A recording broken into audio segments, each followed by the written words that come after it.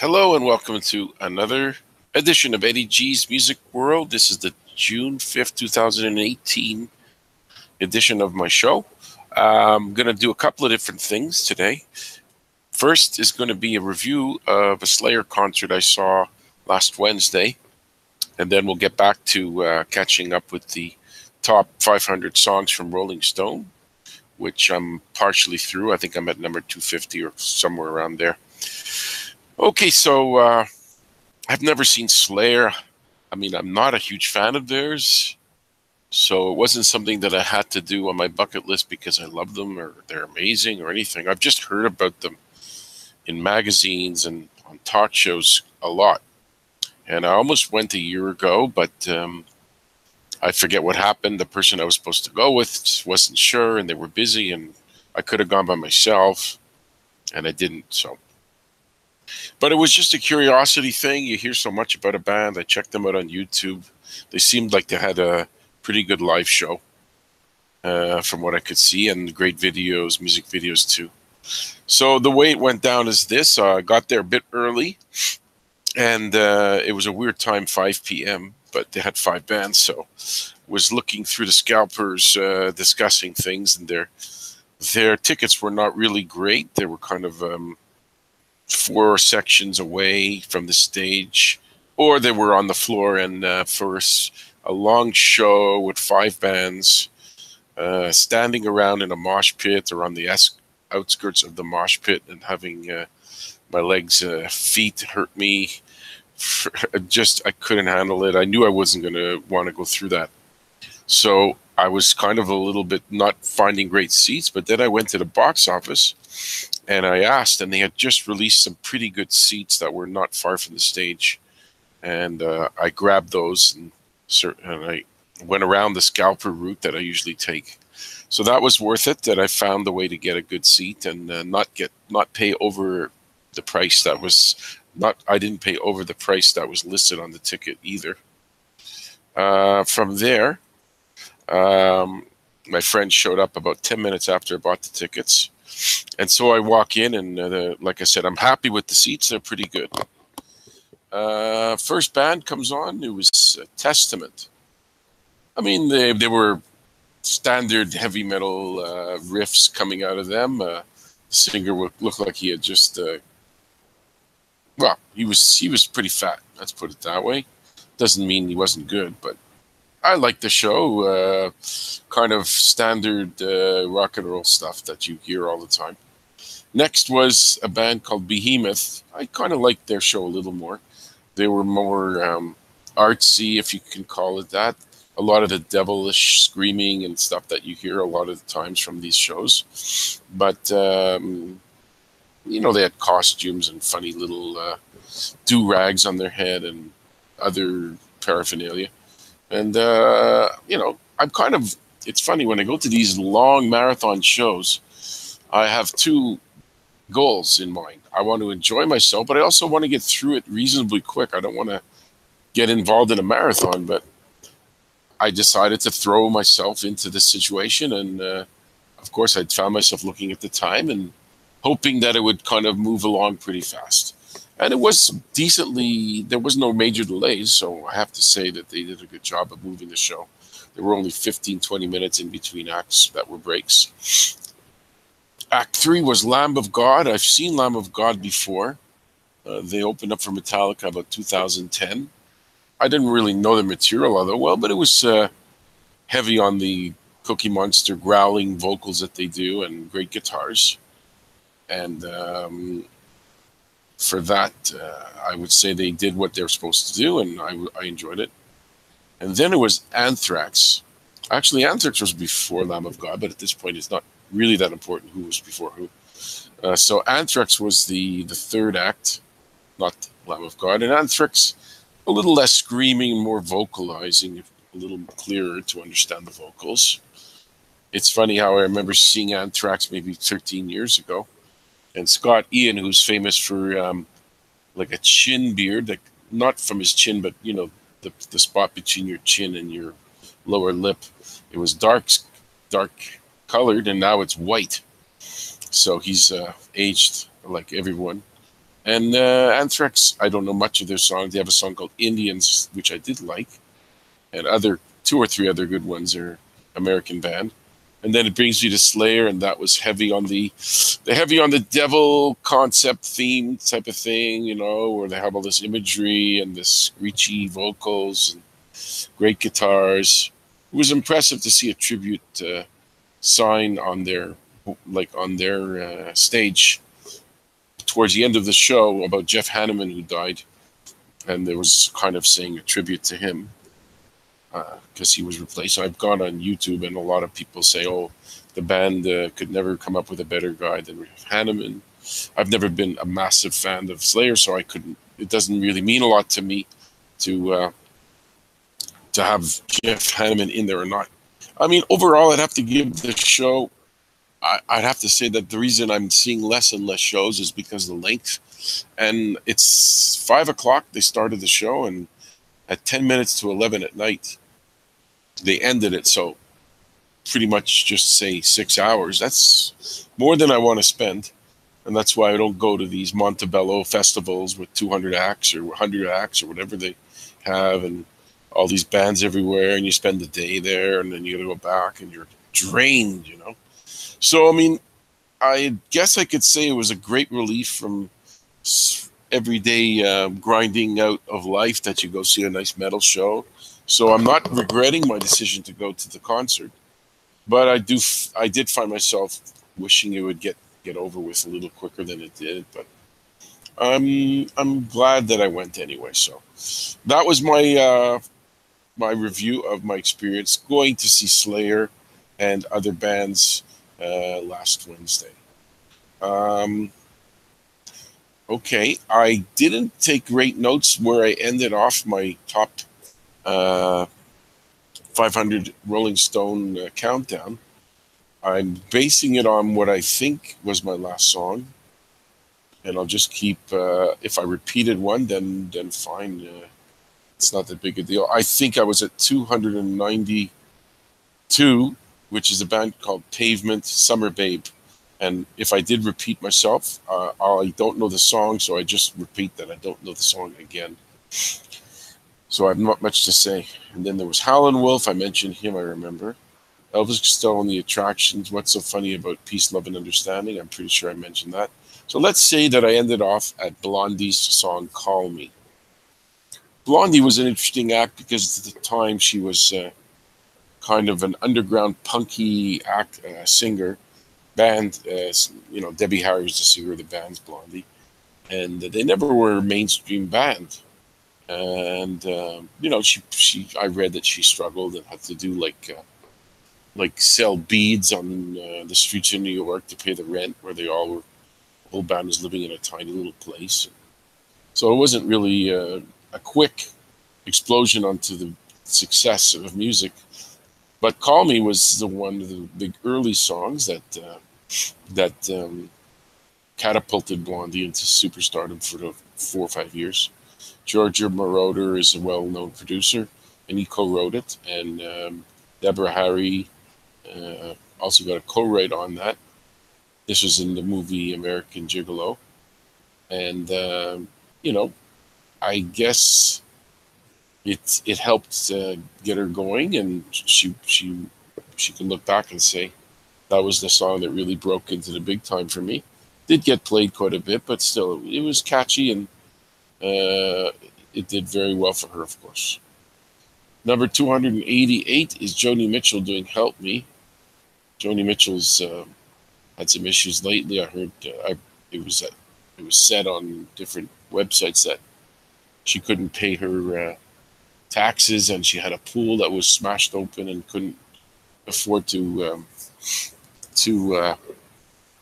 fix it, and different comments. And she also has had health problems about a year or two ago.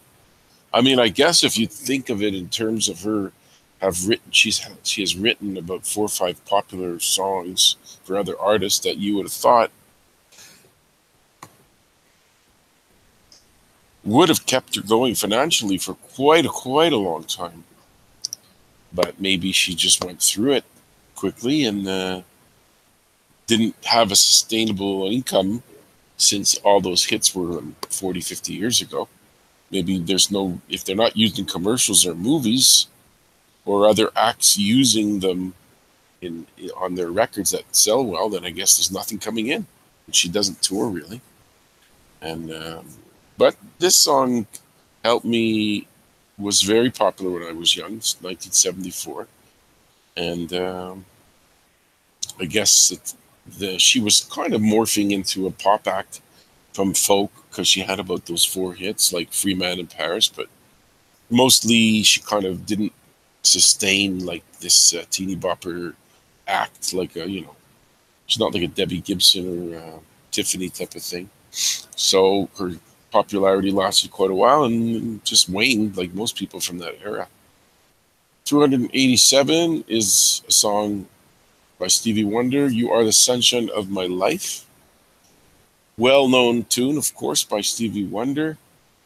I know I did hear stories about him that he was financially locked into a contract where his lawyer got him to sign when he was in his early 20s, probably didn't know much about the music business then, which stated that not only does he get 10% of all the money that he makes, if he dies, his kids get it too. So the lawyer did die, and Stevie Wonder's paying his kids like in perpetuity, or maybe till Stevie Wonder dies, who knows, or maybe it'll go on.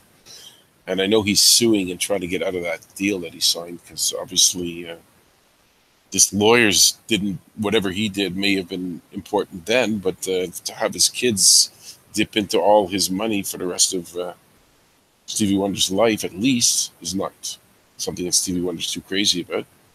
And he did produce it, and he did write it. It's an upbeat, cute little song that kind of commercial, but well done as well. 286 is The White Stripes and the Seven Nation Army. That's the biggest song they ever had. It came out 2003. I remember hearing it quite often on the rock radio. He was with his sister, who was no longer in the band. They split apart. And now he's just Jack White, mainly a solo act. And he's done big shows in the past, and he's considered one of these brilliant guitarists. I've seen him on videos with Jimmy Page and some other, maybe Clapton, and so he's exalted. He's a top-level guitarist, and that song was very catchy. And next I see is Bill Withers' song Ain't No Sunshine, number 285 on the Rolling Stone all-time list. Pretty sure I've heard one of two of Bill Withers' songs on TV commercials. I don't know if it's this one or Lean on Me, but he's definitely showed up on TV commercials, and he repeats the song "I Know" 26 times in this song. I think he's known for that line in the tune. I'm not sure what he's up to lately. He did sing on Just the Two of Us by Grover Washington Jr. as well, even though Grover Washington got the credit. He probably wrote it and made the music, but Withers is the singer on that song. Okay, we're looking at the next one coming up. Pop hit from the 60s. Number 284 is the Dixie Cups, Chapel of Love. Yes, this is a brill-building song written by Jeff Barry, Ellie Greenwich, and of course Phil Spector, who's currently in a prison cell. I'm not sure if these are kind of groups like Dixie Cups are a vocal band, and they did a decent version of singing on it, but the session musicians should have gotten their name in there somehow. But of course, it's not the way it works. You get an act, you put it forward, and they're the ones that you think of when you hear a song. You want to think of a band. It's the bunch of pretty girls as opposed to the session musicians that are really playing on it. I'm looking at another band at number 283. By the way, you're listening to Eddie G's Music World. Part 1 was a concert review of Slayer, and now we're in the middle, the second section, which is continually counting down the top 500 songs from Rolling Stones. So number 283 is The Cure. Pictures of You, one of their better known songs. I'm not sure what they're up to these days, these guys. They I guess they can milk the audience for the rest of their years and just, roll out the old songs because nobody's really interested overly in the new songs, but they were a big alternative band from the 80s and 90s. Never did see them. Always thought whenever I see them on the list of shows coming to Montreal, I always think about it, but they don't make the grid. They don't make the cut. Plus, I don't know anybody who would bother to go with me. It's kind of a love song that they did. It wasn't a huge hit, but it was played a lot. Next, speaking of acts I never saw that I kind of thought about but never did, is David Bowie. He's number 282, and the song is Ziggy Tough Stardust. Not a song that was ever released as a single or in the U.S., or if it was not a hit because it's, obviously talking about transgender people, transvestites, didn't go over well in 1972. And, this is like a character that he took, and Bowie is well known for this song. And then he also did a lot of more commercial songs later on. And I guess it's a good song. I've heard it quite a bit, not lately, but because I don't really listen to stations that play that too much. Kind of a glam song. Number 281, the Staple Singers, I'll Take You There.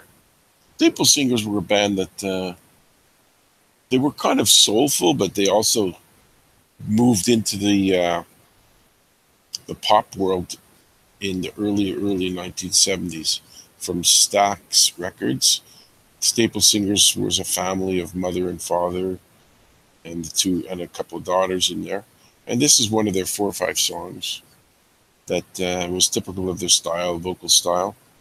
And I listened to it quite a bit, and it got as high as number 1 in the Billboard Top 100 chart. 280 is the next position, and it's Bruce Springsteen's Born in the USA. I don't know if I can add too much to Bruce Springsteen story by reviewing a song that I heard that often, but kind of a rebellious song against whatever he was rebelling against.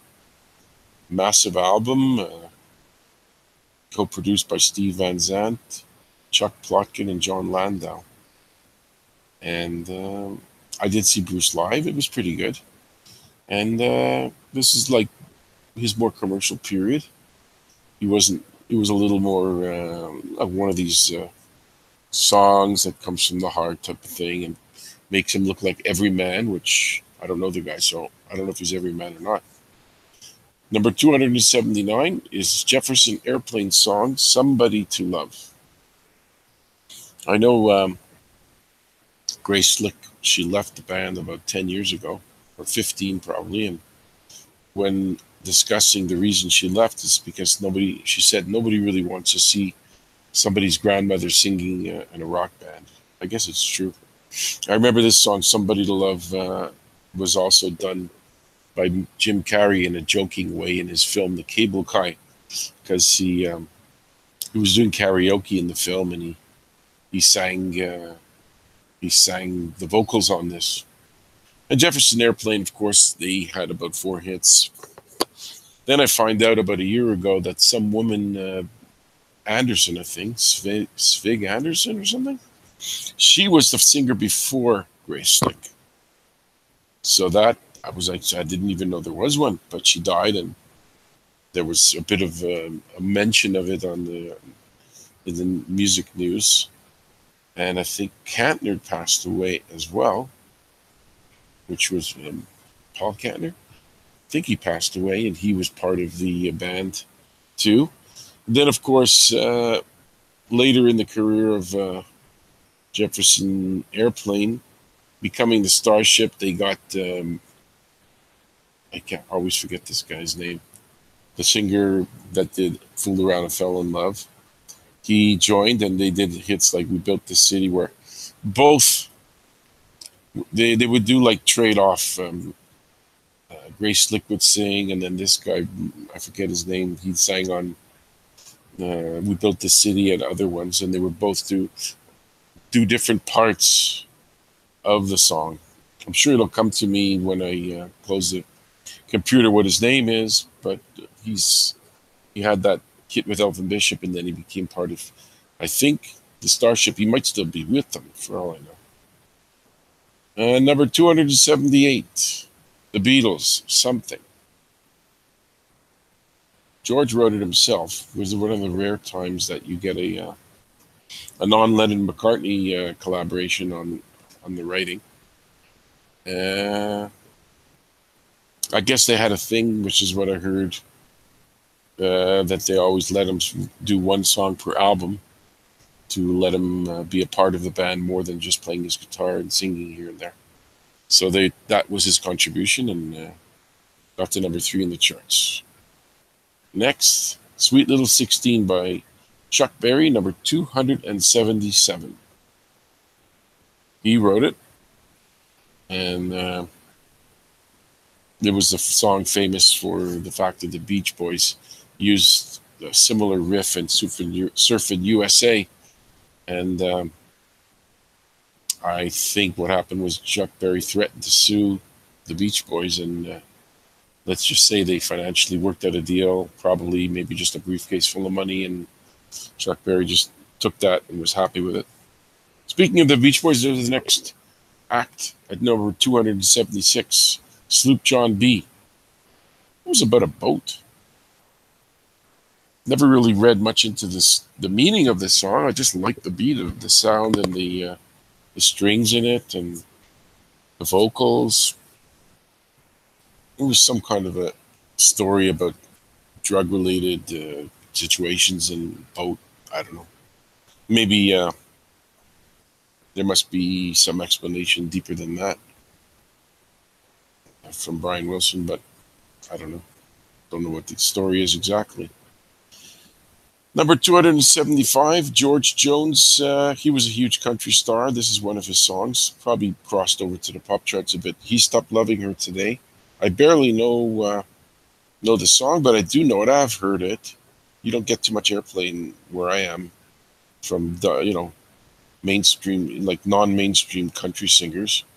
I know he was married to, I think, Tammy Wynette, and he had a big drinking problem. He did pass away within a year and a half, 2 years ago. And he's considered one of the major country singers of all time. He's been touring, he used to tour, and I remember hearing about him coming to the city, and I didn't bother going to see him. Number 274 is The Modern Lovers, Roadrunner. Well, I saw The Modern Lovers twice. No, I didn't. I saw Jonathan Richman twice, and he was in The Modern Lovers. And I kind of talked to him, but he was like, his manager said he doesn't like to talk back because he's resting his vocals for the show that's coming up. So he was smiling, and he's a kind of an offbeat character. That's not an act, apparently, from people who say they know him. They said he's not really trying to act a little bit weird. It's just his personality. And he writes stories about everyday things like going to the supermarket, and never did become a major mainstream artist. Tours a lot still to this day. I saw him twice. I know there was a guy from the Cars in the group, The Modern Lovers. So he had good musicians. He was from Boston, and so were the Cars. So it's not surprising that a guy from the Cars was in that band. And like I say, just not a lot of press about Jonathan Richman. He was never crossed into the top, the Justin Bieber poster boy, kind of thing. Kanye West has the song Jesus Walks, number 273.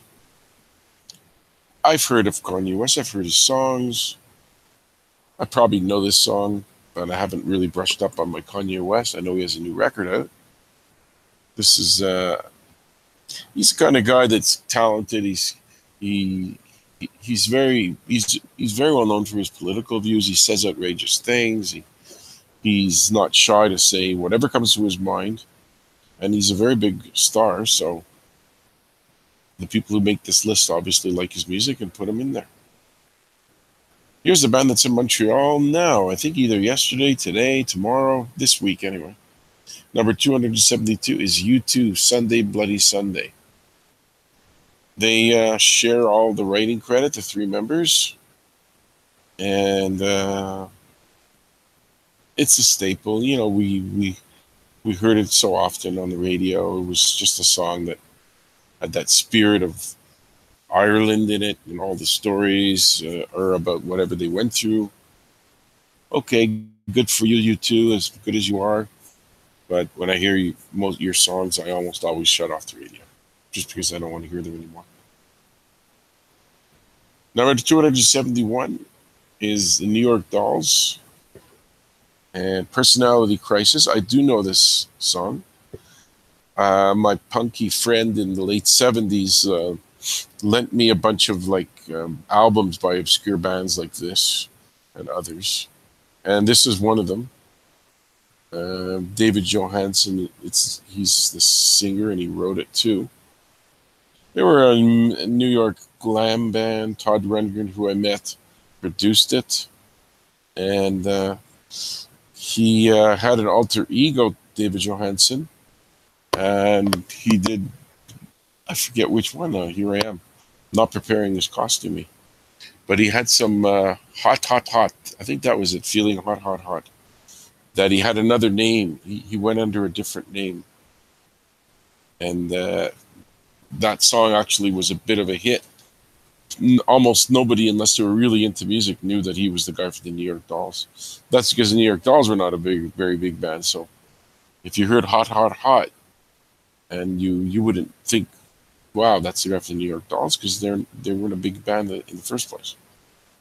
I think David Johansen recently was doing a satellite radio show, probably Underground Garage, since he's from that type of style of music. And so he's still around. Johnny Thunders, I'm not sure if he is, and he co-wrote it with him. Number 270 is next on the top 500 songs. This is Eddie G's Music World. To remind you, you're listening to the top 500 songs of all time according to Rolling Stone. Earlier on in the show, I discussed my experience watching Slayer live. So here's the next song, Archie Bell and the Drells at number 270, Tighten Up. I liked it because it was all about, Archie Bell was kind of dictating to the band how to play faster and slower, and to, play different chords and different emphasis on music. So it was like a weird scenario where a guy in the studio is singing about what's going on in the studio. Never heard that kind of thing before, or since, really, at least in a popular way. And he did have one or two other hits, but this is, of course, the one that made it the most popular for Archie Bell and the Drells. Number 269 is the Ronettes, Walking in the Rain. Of course, a Phil Spector song, one of those bands that might have been the singer in this band, I think, was the one married to him, Ronnie Spector. And not anymore, of course. They got divorced many years ago. But this was produced by Spector, his Wall of Sound. Cynthia Weil and Barry Mann co-wrote it too. And this was typical of the girl groups that were coming out from the Bureau Building sound, the Spector's style. And you do hear it on the radio here and there. And it stands the test of time. It's got a good melody to it. Number 268, Randy Newman, Sail Away. He's a movie producer. He produces songs for movies, mostly, like the soundtracks. And Sail Away, I'm trying to think if it's the same one that Rod Stewart did. Don't know. Maybe I should try to listen to it a little, and I'll find out for myself. But this was like in 1972. He wasn't known that well at all, Randy Newman. He did I Love LA later on, Short People. For those he was known, and to this day, he's in his early 60s, probably, or mid 60s. He's got so many music soundtracks in movies. If you look, you can hear him singing in different Hollywood films. So that's where he made his greatest success. He's obviously a talented musician to come up with that year after year. Another Phil Spector song is next at 267. It's the Crystals, He's a Rebel. Yeah, he produced it. Gene Pitney wrote it. He had a slew of hits on his own, Gene Pitney. Sounds like a song that benefited greatly from Phil Spector's wall of sound, well produced. It was one of his earlier songs that he produced in 1962, so his career had kind of just started rolling. Like he did To Know Him Is to Love Him. He wrote that about his father. That was his first one, and that was him in that band, whatever the band was, Teddy Bears, yeah. And then, of course, he went on to do many, many songs. Cher was in the background vocals on a lot of his songs back then. Sonny was an employee for Phil Spector. He used to get him food and learned the business in producing. And I know that Sonny had asked for Phil Spector to hire him and raise him up on the ladder of importance to be a producer, but it didn't seem like Phil wanted to give him too many breaks. He kept him at a low level, and then,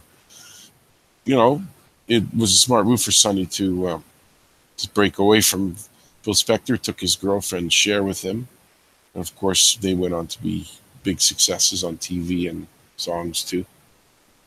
Number 266, Smokey Robinson and the Miracles, Ooh Baby Baby. It was kind of like a sultry pop song, very romantic, part of the Motown sound, March 1965. And it's he loved those kind of songs, and he sang beautifully. He was the vice president of Motown for many years. Smokey had a big drug problem, cocaine. Still see him. I can't believe a guy in his probably close to 80 is still active in music. There was some kind of something on TV where they showed him, and he's been interviewed in the last few years. So he's not just sitting around on his financial money that he has. He's actually keeps working. He must have a lot more to say and has the energy to keep working. So good for him. I know he did do a show about 35 years ago, and it was like 1,500 people at a very big arena. I remember hearing that. So there was a time where his popularity was waning pretty much. Higher Ground, number 265, by Stevie Wonder, of course. Let's see who wrote it. Why do I even bother to look? We all know it's Stevie himself, and he produced it too. Higher Ground, it sounded like a song of a politician's. Number 4 song didn't make to number 1. But this is his heyday, early 70s to late 70s, early to mid 80s. By the mid 80s, he was no longer cracking out these massive songs anymore. His popularity was big in the 60s, 70s, and he had an amazing run. Not too many people have as many hits as that guy, and especially since he produced, he played instruments, drums, keyboards too. So he was a force to be reckoned with, and still is. And I have seen him live a few times. Here's the guy, Jeff Buckley, Hallelujah, number 264. To me, he's more famous for Drowning, because they're all every once in a while. I just heard it like a week ago. They talk about Jeff Buckley having drowned, and his father died young, and then he died young. Or is this the son? You know what? I don't really think it really makes a difference, because the father and son both were never big. Like, to me, I really didn't know their music all that well. I had to look it up personally. This is a Leonard Cohen song, so of course I know this one. and he somehow became this huge figure, these Buckley father and son, without ever having a massive song. So they somehow became, maybe because they died a little young, that that made them infamous. That's a good theory, anyway. Number 263 is the Dells. Oh, what a night! This is a band that had many hit records, but for whatever reason, they never really got played a lot. Where I grew up, I never really heard a lot of Dells songs, but when you look them up, you see all these hits that they had. No way to know if they ever really profited a lot from it, because I don't know their music that well, but I'm guessing I probably heard this one. They were a vocal band mostly. I don't think they played the instruments, but I could be wrong. A lot of these early songs from those days, the singers, the act on the record is like a singer only, which doesn't diminish their contribution in any way. Number 262 is The Who, I Can See for Miles. My recollection is that was their first hit in the US. Or was that Can't Explain? Not close. They're both around the same time. I did see The Who live. They had John Entwistle then. Of course, Daltrey and Townsend, but Moon had been... It was already 20 years that Moon had passed. And then 2 or 3 years after I saw that show, it was John Entwistle himself passed away. I wasn't crazy how The Who handled it. I mean, the guy passed away on a Sunday or Saturday, and by Wednesday, The Who's tour never, it missed one show, and they just kept going. So they didn't, should have taken a little time off to mourn their original member passing away. But they didn't. Maybe just they didn't want to get out of the contract, and they hired someone else. I don't know all the details of how the whole thing happened. So for sure, it was a great tune from back then. Very different than the top 40 stuff from the Beach Boys and other pop bands from the US.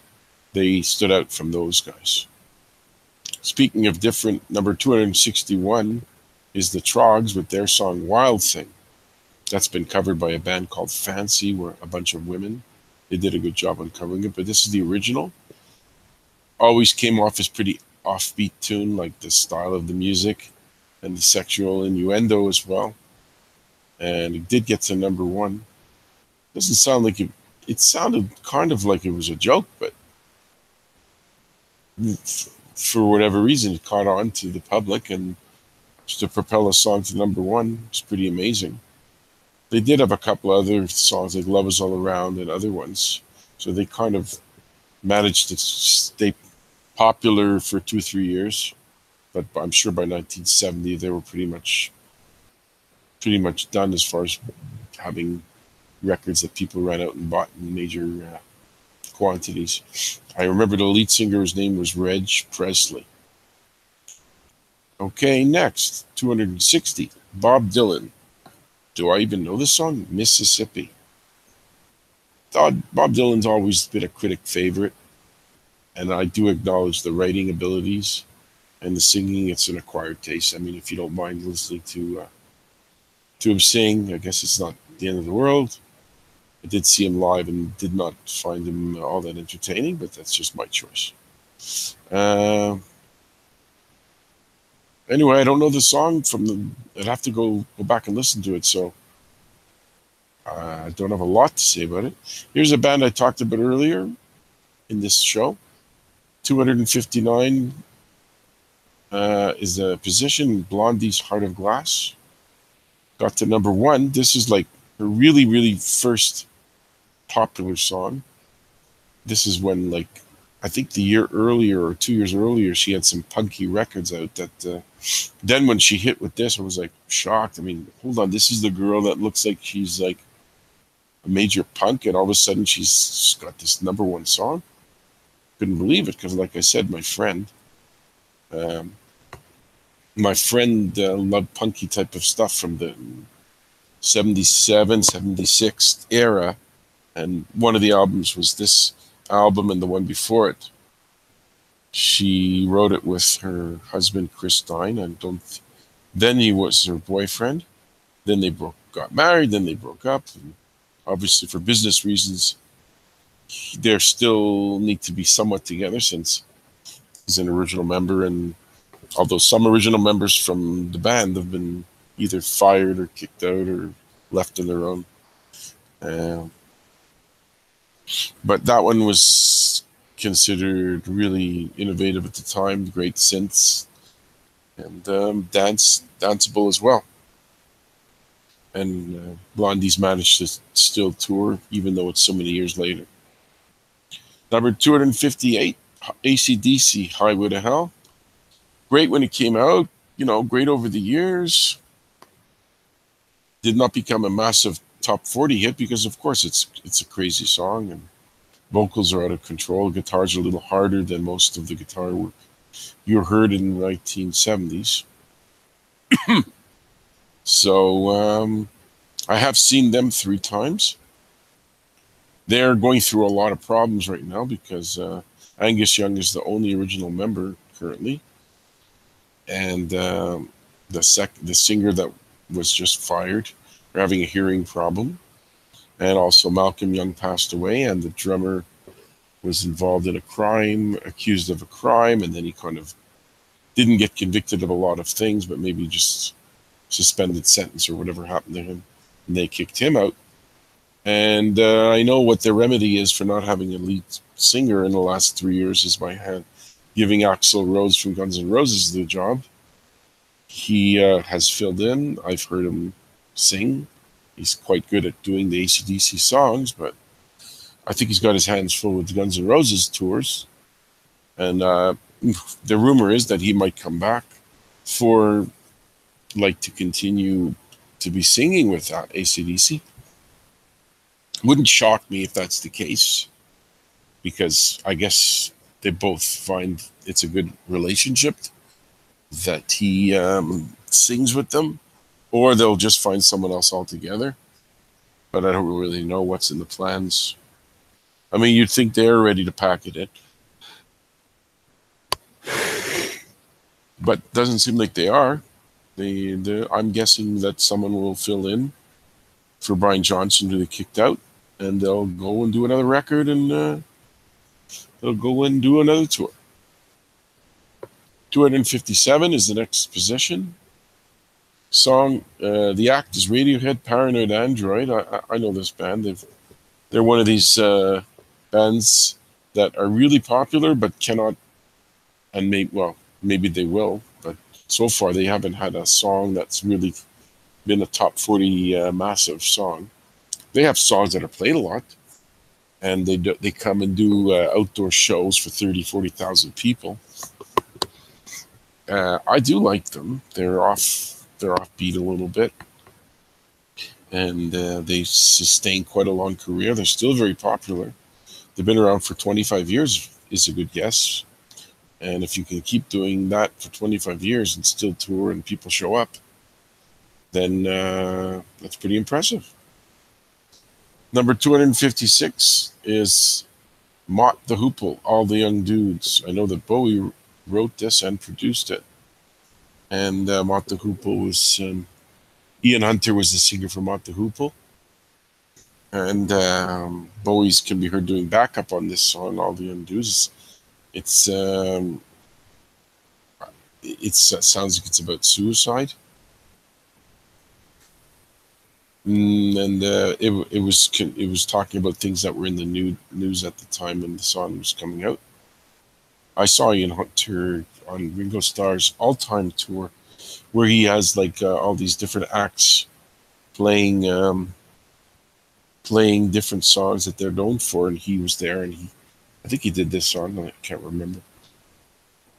I know that Ian Hunter wrote a song, Ships, that Barry Manilow covered, and that did quite well for Ian Hunter to have written that song, because Barry Manilow at the time was extremely popular, and that helped him out quite a bit. Number 255 was Bobby Darin with the song Mac the Knife.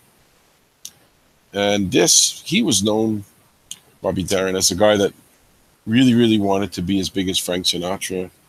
He kind of, people say he failed at it, but I guess if you want to be as big as Frank Sinatra, you're probably not going to be able to get quite there, but he did do very well.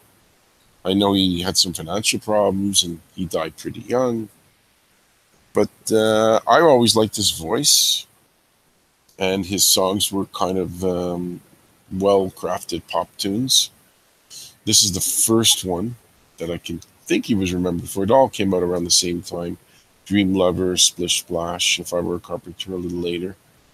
So this is a great documentary on YouTube, I believe I saw it, all about his life and all the problems he had and health issues. And there was a movie about him called The River. I forget. It was played by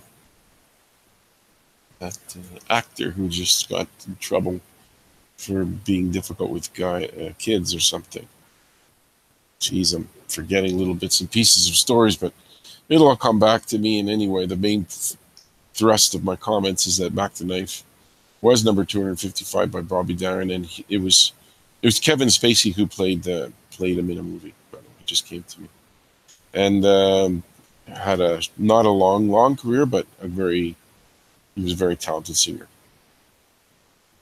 The Drifters, Money Honey, number 254. I'm guessing this is not the Bay City Rollers edition, obviously, because Money Honey was a more dance song by them. And this is one of their songs that was more an R&B hit than it was a crossover to the charts. It did not get to be like the top 10 hit for the Drifters. They had many top 10 hits, but this one was not one of those. Getting to the next song is number 253 by Black Sabbath, Paranoid. Quite a bit of airplay over the years on the FM rock scene. All members of Black Sabbath shared writing credits. I have seen Black Sabbath twice, once as Heaven and Hell, and the other as Black Sabbath, like it was a reunion. Everybody but Bill Ward, the drummer, was there. Bill Ward didn't get enough money, according to him, so he didn't bother with the tour. But it was a drummer from Rage Against the Machine that filled in, and he did a great job. And, well, you've probably heard the song so many times, I don't know much what else I can add to it. Classic metal tune from the early years. I think it was their second album of Black Sabbath. Number 252, Aretha Franklin, Chain of Fools, Queen of Soul. This is pretty good. She always had that powerful voice. And this is one of her early songs, 1960s. Not that early, probably she had songs in the earlier 60s too. And it was a bluesy tune, and it got popular on the AM charts too, the top 100. It got to number 2. And like I said, this is one of probably 20 to 30 songs that made her very famous. This is one of the better ones. No, number 251 on my list is the Sugar Hill Gang, Rapper's Delight. Considered one of the early rap songs. It was like a talking song with a good little beat going on with it. Rap, of course, became massive over the years and still is currently, but this was very big when I heard it a lot on my headphones. 1979. These guys, I don't know what happened to them. I think I once looked it up, but I just don't remember. I know that they used Good Times as the music beat, the music track, which was a song by Chic, a number 1 hit by them. And it was cute. I mean, I remember liking it at the time. It was little stories about things that the writers probably went through. Number 250 is the next position, and it's by Sly and the Family Stone. Hot Fun in the Summertime. It's a song that probably gets played a lot more in the summer than any other season because it's a very seasonal type of theme to it. And Sly Stone is famous for having blown a lot of money, but this was when he was in his heyday. He wrote it and produced it. And this one definitely stands up to the test of time. They played at Woodstock, I know that. I know that the rights to this song were bought later on by Michael Jackson. I'm not sure if he ever used them in his own music. If maybe he sampled it or maybe he just thought it was a good investment. But one way or another, it's definitely one of Sly Stone's better tunes. We're at number 249 of the top 500 songs of all time from Rolling Stone magazine, The Band, The Night They Drove Old Dixie Down. One of those songs sounds like it's about the army and about wars that went on back then. I never really looked that heavily into it. Civil War theme to it. And got a lot of airplay despite not being an actual release, a single release. Still, it's, I think, who's the singer that covered this? Joan Baez, I think, did the cover version of it. And she did a good version too. They're both classics. Jackie Wilson is at number 248. Your Love Keeps Lifting Me Higher and Higher. That's the guy that's had some accusation against him with Patti LaBelle that he had raped her way back in the 70s, but never did find out if that's true or not, but I did hear the story that she told. He was a great singer, great dancer. He had a good 6 or 7 big hits. I know that one of them, Lonely Teardrops, was co-written or written by Berry Gordy of Motown, and he wasn't on Motown for this song. It was Brunswick Records. Number 247 on the list is the Spencer Davis Group, Gimme Some Lovin'. I saw, well, the lead singer of this song was Steve Winwood. I saw Steve Winwood open up for Tom Petty about 3 years ago, and he did do this song, I believe. Co-wrote it too with his brother Muff Winwood and Spencer Davis. And it was done again, also done by the Blues Brothers too. And he was pretty young when this came out. Steve Winwood is probably 16 years old or so. And he included in his set Steve Winwood, along with all the other hits that he's had in the 80s and early 90s. And this is a pretty upbeat song that Spencer Davis. He must have been a guitarist or something, Spencer Davis. I never really looked into it, but he definitely wasn't the singer. That was Steve Winwood. Okay, number 246, the B-52's Love Shack. I think everybody knows that song. And I did see them. They did the Jazz Festival free show, but me and the person I went with were so far from the stage, it was basically a waste of time trying to hear it. It was like, you could see them, they looked like minuscule, they looked like ants. Because there were so many people go to these free shows at the jazz festivals that it's kind of almost not worth going to. And so I kind of saw them live, but didn't really get much out of it. And this is, I think this is the guitarist Ricky Wilson, passed away of AIDS. I remember that. And the other singer, Fred Schneider, also was gay.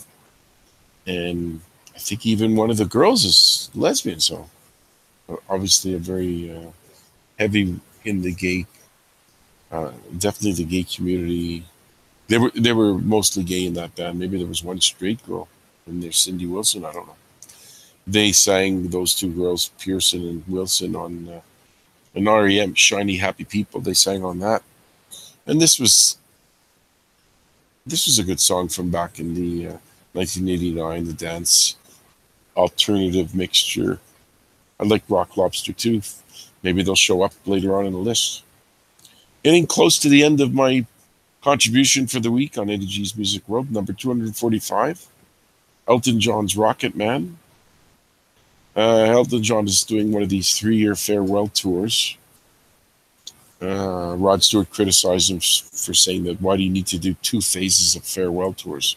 Just hang it up and say goodbye. Like, that's what Rod Stewart said he'll do. And anyway, Elton John was in the 70s when this came out. He was like churning out hits. Like every 2-3 months was another single came out, and they all were massive songs. And this was, of course, one of the more popular ones. Got in the top 10. Number 244, Sly and the Family Stone makes another entry with the song Stand. I like this one too. Also, Sly Stone wrote and produced it. And he had come out with a lot of songs in the late 60s, early 70s. So this is from that era. And had a lot of horns in it, other instruments, kind of a funky tune, funky song, which is typical of what Sly Stone would do back then. Dion DiMucci is at number 243. The Wanderer, kind of a story song. And about a girl going around the world and, you know, meeting guys, and like a rebellious type of tune. Dion DiMucci, Dion the Belmonts, they had a lot of songs in the late 50s, early 60s. And then, of course, he had later on Abraham Martin and John. That was not as the Dion and the Belmonts, was just Dion. And next we get to Dusty Springfield, Son of a Preacher Man. A very sultry song from the late Dusty Springfield. She passed away maybe 10 to 15 years ago. This is 1968 when she was coming up with many, many songs. And it was a story song about things going on back in the days of Memphis, where the story is about those years. And it was played quite a bit on AM radio. Top 10 hit, number 10 on Billboard's Hot 100 charts.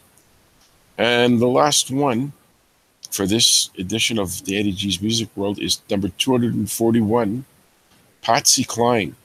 She passed away a long time ago. Her song was I Fall to Pieces.